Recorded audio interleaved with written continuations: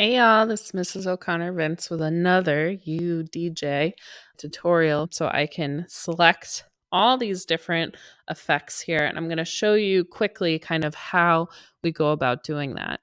Reverb, which I was talking about echo before, right?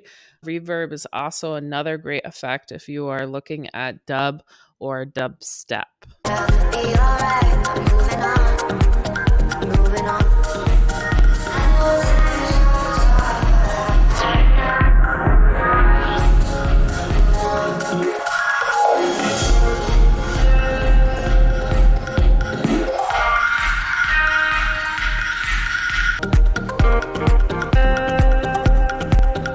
So you can hear it kind of just sounds like you've entered a huge room to hear a bigger space being filled with sound, which is really cool effect.